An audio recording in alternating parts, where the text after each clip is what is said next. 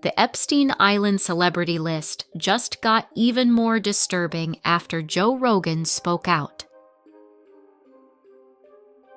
I mean, you're f***ed if you just go into the island to bang hookers. Like, it's like they're of age. Mm-hmm. It's still, like, whatever he was doing, you preyed on people's desire for experiences and vice. Yes. And all these powerful people who, again, they can't just go call a hooker and the hooker goes, oh my God, I just blew Bill Gates. This is nuts. You know what I mean? Like, you can't trust them. They all hung out with him even after he got arrested. This is what's crazy. That is crazy. A lot of Bill Gates meetings with him were after he was prosecuted. And he got this little slap on the wrist, and he got essentially a home detainment. Once you start digging into the details, the whole thing gets uncomfortable fast. Rogan keeps circling back to the same question. Just how deep did this really go? And that's exactly why this story keeps blowing up over and over again. Not because people are chasing conspiracy theories for entertainment, but because every new document, every leaked memo, and every celebrity name connected to the case only seems to create even more questions than answers.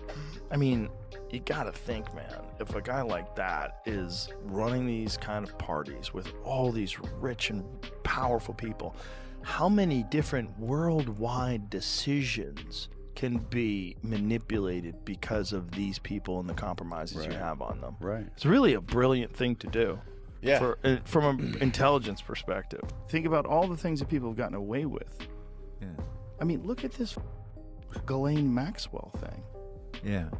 Ghislaine Maxwell, I've said this before, I'll say it again, she's the only person ever to be tried and arrested and put in jail for...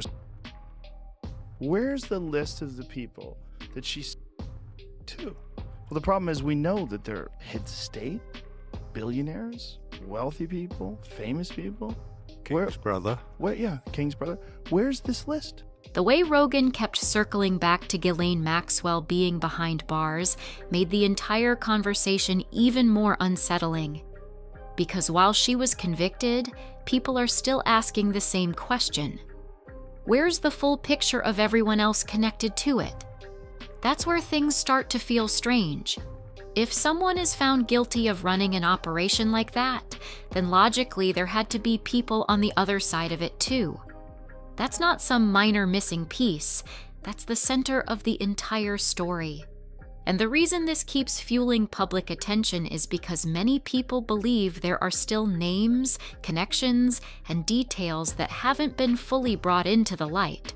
So you're trying her and convicting her for a crime where if you're that means you're to someone, and if that someone is an American citizen or a British citizen, that is an illegal act. So who are these people that have committed this illegal act? Because they're responsible as well. Right. So who are these people? And how is there no discussion of this? Because Joe Rogan isn't just throwing out random questions, he's voicing what a lot of people have quietly been wondering for years, but were afraid to say directly. Where is the full list? Who exactly was connected to all of this? Then the conversation turns back to Jeffrey Epstein himself, and that's where things get even more intense. Because according to Rogan, this was never just about one man or one private island. The real focus is on the network of people surrounding him. And the question he keeps coming back to is the same one everyone online keeps asking. What happened to the list? The one rumored to contain some of the most powerful and recognizable names in the world. Well, there's no discussion because Jeffrey What's-His-Face hung himself in his prison cell. Yeah. Which is insanely bizarre, right? That one. That's insane. Oh, the cameras just happen to not work. How convenient. Yeah. There's ligature marks around his neck and a fractured neck bone. No worries. Yeah. That's what happens when you hang yourself. We were having a cup of coffee. I read too. It's a very disturbing thing, but the most disturbing thing is that there's no list. Like, this is that's a real crime, right? Well, isn't the story the anecdote is, isn't it that isn't Andrew's supposed to have given somebody 12 million quid to go away Yeah. and to get off the list. Supposedly, it's hard to know whether or not that's true, but for sure, there's money's been exchanged, influence has been exchanged. So maybe people are they're not throwing any bones. Because the moment Joe Rogan starts talking about how powerful some of these connections allegedly were, the entire situation suddenly feels much larger than people originally thought. Now the conversation isn't just about one scandal anymore. It's about the possibility of connections tied to billionaires, political figures, and even names linked to royalty and elite circles around the world. Maria Farmer, I think she was the chick who was working the front desk at his office in Manhattan. She was literally on video saying that all this about Bill Clinton on the jet, going to the island, hanging out with Trump and all this stuff. And the right-wing people, like people I know, my parents and like older folks I know in Florida, will say, you know, she came out, thank you for exposing Bill Clinton for being a and doing all this stuff. And Virginia Giuffre, after this happened, she's like, you guys didn't listen to the whole tape. People like Maria Farmer and Virginia Giuffre were publicly sharing their accounts on camera, but a lot of people only seemed to focus on the parts that matched their own narrative. Some people zeroed in on mentions of Bill Clinton, while others ignored what was allegedly said about Donald Trump. And Rogan and his guest were basically pointing out that most people never even listened to the entire conversation before jumping to conclusions. She's like, I was telling you that Trump was at the penthouse 3 days a week and visiting him, but you guys don't want to hear that. And it's like, you know, it's just this weird thing. Like, if you do the math, it's gotta be so many high-level, powerful people that are somehow compromised. And do I think like Clinton and these guys are? No, I don't think that at all. But if you were Jeffrey Epstein, I think it's super plausible to assume that he would try to trick them with like a girl who looks old, right? Who is possibly like on the borderline of being 18. And then the conversation takes another turn. Rogan starts hinting at something even bigger. If you really stop and think about the scale of it all, there could have been a huge number of high-profile people connected to that world in one way or another. Not necessarily claiming every person knew the full extent of what was happening, but the idea Rogan brings up is that someone like Jeffrey Epstein could have built influence by surrounding himself with powerful individuals, gaining access to private situations, and potentially creating leverage that could follow people for years. And you say, oh yeah, this girl, she's 18, 19, 20, whatever. Meanwhile, she's like 17 and they had no idea and they have video footage. And in like a court of law, if I'm the judge, I'm gonna let them, like, of course they lied to him. And this is not like some young girl, obviously, but they lied. Yeah. But like in like the court of public opinion, you're never going to win in that case, right? Like if that comes out, you're. But according to the discussion, that's where the situation becomes even more unsettling. These are people with massive influence and reputations to protect. People who normally don't trust just anyone. Yet they still trusted Jeffrey Epstein because everything around him appeared private, protected, and untouchable. What Rogan found especially shocking was the idea that even after Epstein's arrest and the public controversy surrounding him, some individuals reportedly continued associating with him. And that's the part that keeps fueling the bigger question. Just how far did these connections really reach? The conversation then shifts toward allegations and public scrutiny involving Donald Trump, adding another layer to an already controversial discussion. Newly released documents that were missing from the Epstein files contain serious, unverified allegations against President Trump. The Justice Department posted 3 FBI memos describing interviews with a woman who accuses both Jeffrey Epstein and President Trump of sexually assaulting her when she was a teenager. The White House calls the accusations completely baseless. Then suddenly, new FBI-related documents connected to Jeffrey Epstein start surfacing, and the conversation takes another dramatic turn. Now Donald Trump is being brought up in connection with unverified allegations, leaving a lot of people reacting with confusion and disbelief, wondering how the story keeps expanding in ways nobody expected. This individual was interviewed by the FBI 4 times, and initially only one memo was released in that initial batch of documents released by the Justice Department, and that was an interview where she made allegations against Jeffrey Epstein, but not against President Trump. Now, yesterday, these additional summaries were released, and they detail the types of allegations that she made against President Trump, where she describes being introduced to him.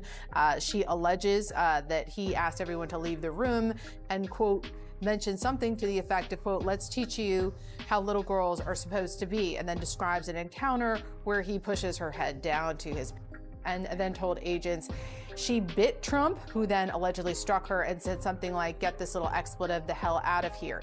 Now, in her third interview, she allegedly said that she was receiving threatening calls. And then the situation becomes even more complicated. Reports claim that the woman herself questioned why she was coming forward in the first place, since the statute of limitations had already expired. So now the story is filled with accusations, denials, and growing confusion all happening at the same time. And just when it seems like the controversy couldn't get any more chaotic, another twist reportedly emerges. People begin claiming that the DOJ pulled back multiple files connected to the Jeffrey Epstein document release after they had already been made public, instantly adding even more speculation and controversy to an already explosive story. Looks like the DOJ has rescinded, pulled back, deleted 16 files off their website that had been there yesterday. And again, I want to add that this was already on top of the fact that the DOJ had not released all of the files in compliance with the law. So what are the legal implications here of the fact that A, we didn't get the full breadth of files, and B, even some of the files that were released were then taken back, presumably to protect Donald Trump? And that's what they're doing, everyone. They are federal law, a law that Congress passed, signed by Donald Trump, that said, number one, the records have to be released within 30 days. All of them. Did we get all of the records on Friday? No. So that was law number one. Number two, it said that it has to include all unclassified records, documents, communications, and investigative materials. Have you seen any investigative materials? Have you seen any memos between the FBI and prosecutors or between FBI agents and each other? No. That would be number two. Number three, it can only redact names under limited circumstances, for example, to protect victims. We saw, Brian, pages, dozens of pages upon dozens of pages in a row of redactions. Not just names of victims, but all kinds of things. And you know whose name we didn't see? We didn't see Donald Trump's. That's another. It says that the only people that have to have their identities protected are victims or minors. It was written expressly that items could not be redacted simply because they would cause embarrassment to, for example, political figures. And then when the DOJ spoke with Fox News, they said that items were redacted expressly because people were either politically engaged or government officials. And so this is in direct violation of the letter of the law. How could they not only refuse to abide by the full law, which stated that all of the files had to be released, but then completely twist upside down what the law actually says, and basically where it says you can't do something, they expressly said that they will. And then another layer gets added to the controversy. Reports start circulating that certain documents which previously contained names were later released with heavy redactions or altered references, including mentions connected to Donald Trump. At the same time, officials insist the situation is being handled appropriately and according to procedure. So now the public is left watching a story filled with missing files, withdrawn documents, and extensive redactions, while questions continue growing about what information is being withheld and for what reason. And as all of this unfolds, Bill Clinton is once again facing intense questions from reporters regarding his past connections to Jeffrey Epstein. Any comments on the alleged allegation of your connection with Jeffrey Epstein? No.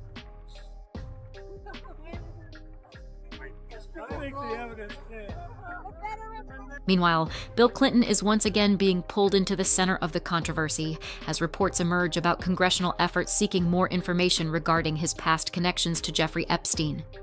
According to the discussion, lawmakers are pushing for answers about meetings, travel records, and what was allegedly known during that time period. That also brings renewed attention to the long-debated rumors surrounding flights and visits that people have argued over for years. But here's where the story takes another turn. Reports suggest Clinton is not expected to appear publicly, with his legal team instead allegedly pushing for a closed-door deposition. And to many people watching, that immediately raises even more speculation because it reduces the public spotlight and keeps the conversation away from a televised spectacle. We have breaking news. The deadline is here for former President Clinton to comply with a congressional subpoena to testify about Jeffrey Epstein. The House Oversight Committee subpoenaed former President Clinton and former Secretary Hillary Clinton in its investigation into the Epstein files, but the Clintons are not expected to comply. Our team has been staking out Capitol Hill. So far, no sign of the former president or his wife. And now the committee's chairman is threatening to hold both Clintons in contempt. And then the pressure ramps up even more. According to the discussion, if he were to outright refuse to cooperate, Congress could potentially move toward contempt proceedings, which is a very serious situation. There have been past cases where people faced real legal consequences over that. Now, whether it would actually reach that point is still uncertain, but the bigger takeaway is that the scrutiny and public pressure surrounding Bill Clinton and the broader Jeffrey Epstein controversy only seems to keep intensifying. We know that Republican lawmakers want to ask former President Clinton about any contact that he had with Jeffrey Epstein. That includes meetings, travel, what he knew about Epstein and when. And if he does not comply, which we know he is not expected to, we could see the House Oversight Committee move to hold the Clintons in contempt. And that would escalate things quite significantly. And for example, we saw Trump allies Peter Navarro and Steve Bannon actually serve time behind bars for contempt. There's no indication that things would go that far here, but that certainly does increase the pressure on the Clintons. Meanwhile, there are still reportedly millions of pages of Epstein-related material that the public hasn't even seen yet. So now the story is turning into this massive web of subpoenas, missing documents, redacted files, and unanswered questions, leaving people wondering how many more powerful names could still be buried inside all of it. And the deeper people look into the history between Bill Clinton and Jeffrey Epstein, the more they realize why the topic keeps resurfacing. It's not just internet rumors driving the conversation anymore. It's the long timeline of reported meetings, associations, and controversies that people continue pointing back to year after year.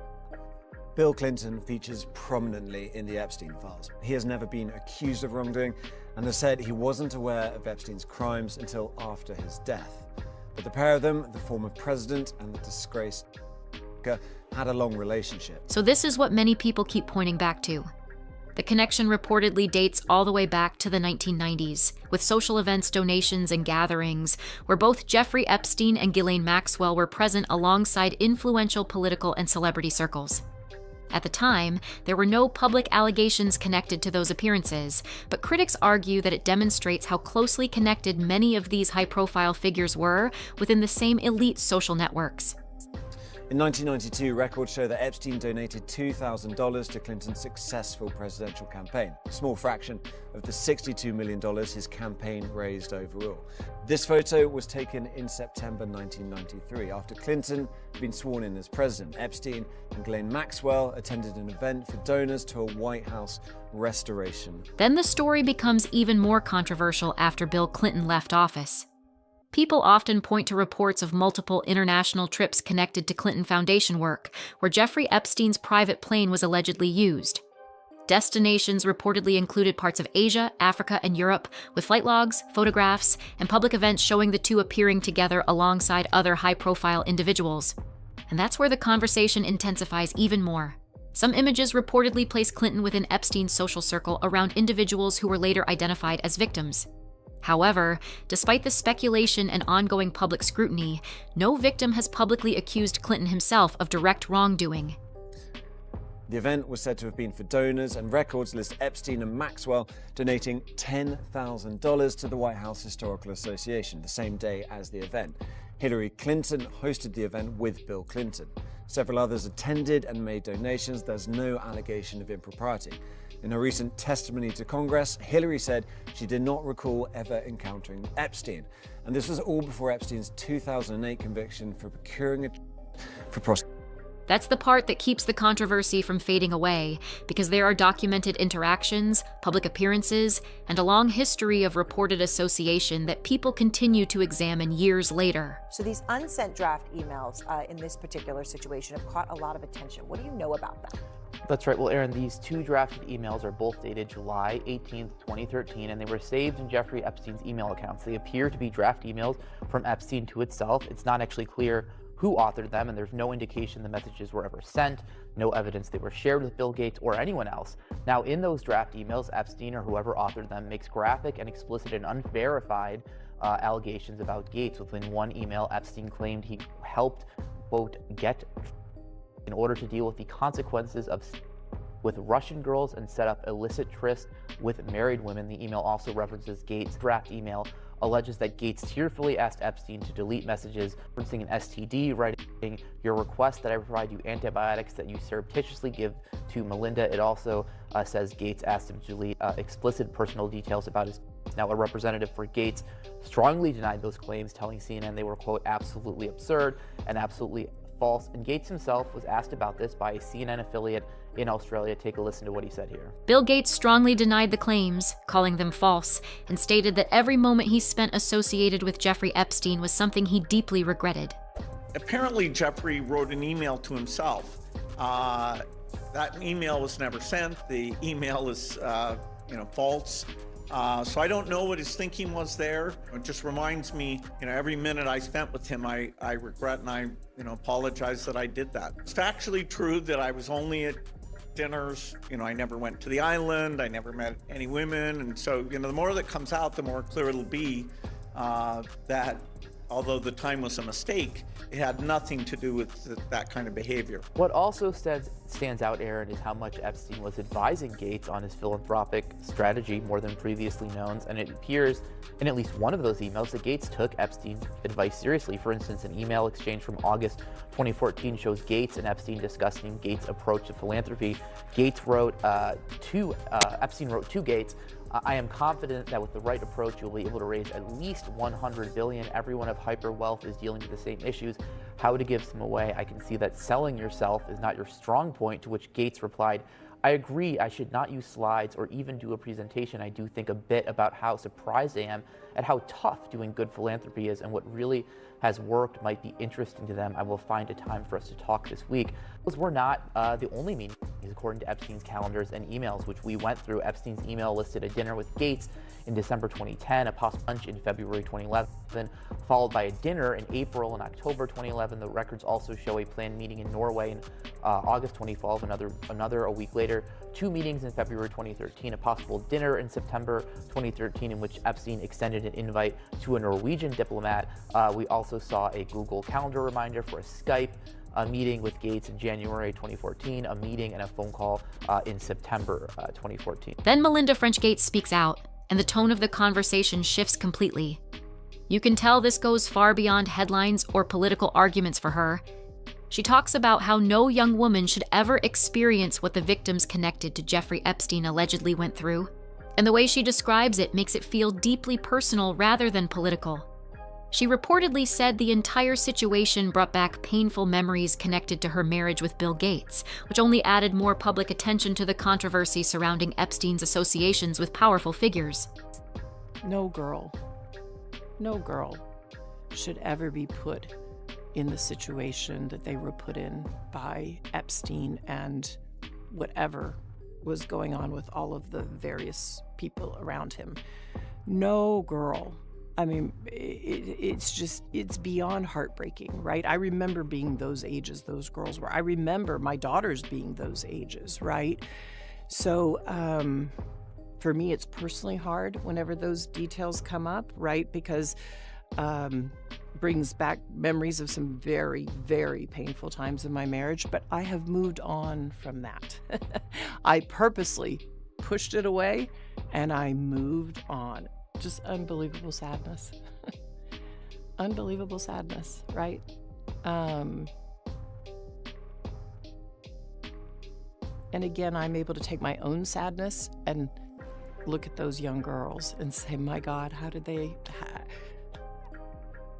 that happen to those girls, right? And so for me, it's just sadness for, I left my marriage. I had to leave my marriage. I wanted to leave my marriage. I had to leave I felt I needed to eventually leave the foundation. So it's just sad. That's the truth, right? And it's kind of like, at least for me, I've been able to move on in life. And I hope there's some justice for those now women, right? We see them standing up in front of microphones in D.C. And then, another twist adds even more fuel to the controversy. Public figures such as Elon Musk had previously stated they had no involvement or connection with Jeffrey Epstein after 2008. But according to reports surrounding newly discussed files and communications, emails and messages allegedly surfaced referencing social events, meetings, and continued contact tied to Epstein's network. Similar claims have also been discussed involving other high-profile individuals who were reportedly still communicating or meeting with Epstein years after his initial legal troubles became public.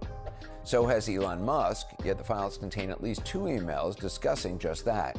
In one from the 24th of November 2012, Epstein writes, "How many people will you be for the heli to Island?" Musk responded the next day that it would probably just be him and his then wife, adding, quote, "What day/night will be the wildest party on our island?" A year later, Musk wrote Epstein saying, quote, "We'll be in the BVI St. Bart's area over the holidays," BVI's British Virgin Islands. "Is there a good time to visit?" To which Epstein replied, "Always space for you." It's unclear if that or the other visit took place. Representatives for Musk did not immediately respond to a request for comment about the new emails. And Musk in 2019 told Vanity Fair, quote, "He tried repeatedly to get me to visit his island. I declined." Now, Musk, you'll recall, famously posted this during his beef with the president this year, quote, "Time to drop the really big bomb. Trump is in the Epstein files." Minutes later, he followed up with, quote, "Mark this post for the future. The truth will come out." The idea that Elon Musk may have still been in contact with Jeffrey Epstein after his conviction is something many people find deeply surprising and controversial.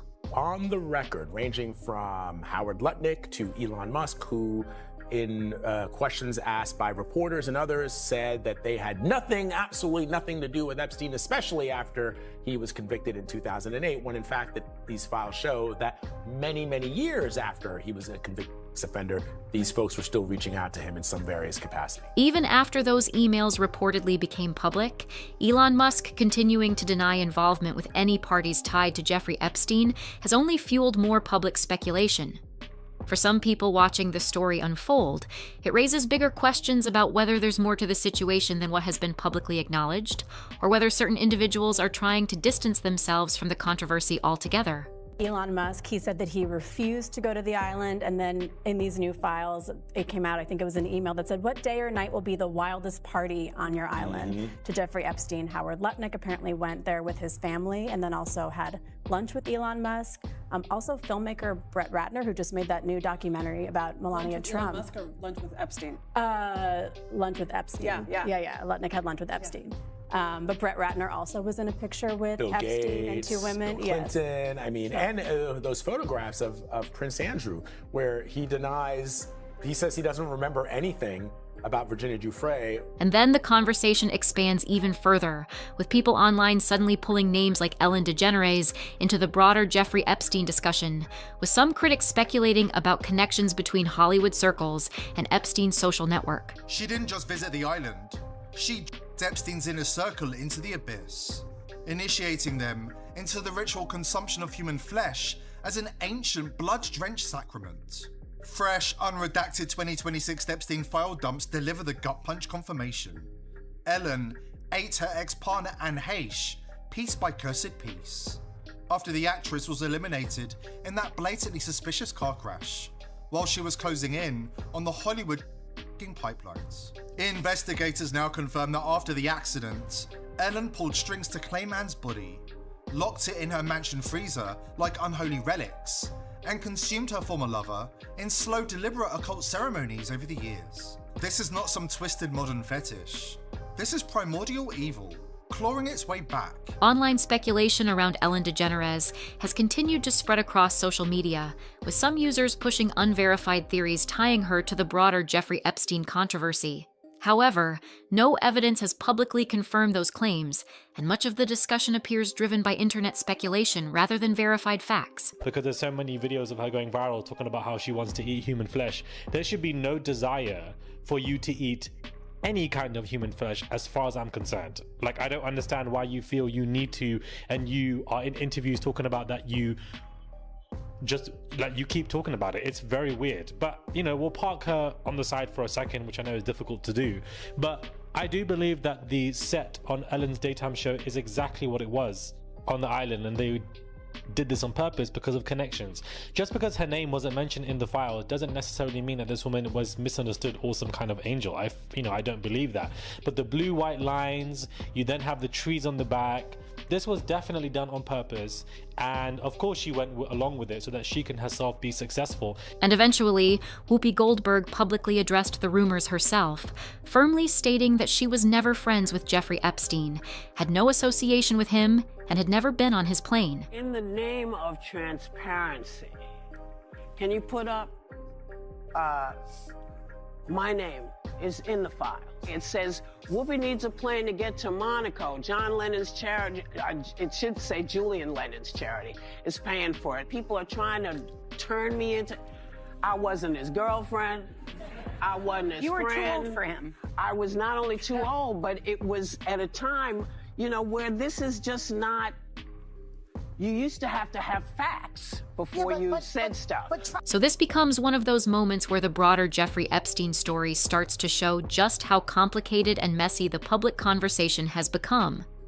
Whoopi Goldberg reportedly pushed back against the speculation by arguing that simply appearing in documents or being mentioned in connection to someone does not automatically prove wrongdoing or personal involvement. She also stated that she never flew on Epstein's plane and rejected the rumors tying her to his circle. It's like, really? Really, that's the thing that's making you crazy? It's like, let's get realistic. When I tell you people are trying to turn me into, I wasn't his girlfriend, I wasn't his friend. You were too old for him. And no, I didn't get on the plane, because you know what I would have to do to get on the plane? Fly. They were trying to, yeah. And she doesn't fly. So they're trying She's to a get buff me. babe. They're trying to get me to get on a plane to get to this thing for Julian Lennon. So the question people keep asking is this: will the full truth about Jeffrey Epstein and the powerful figures connected to him ever fully come to light? Or will this remain one of those stories surrounded by redactions, sealed documents, and unanswered questions for years to come? Drop your thoughts in the comments, and subscribe for more deep dive stories exploring the controversies and connections that continue to spark debate across the world.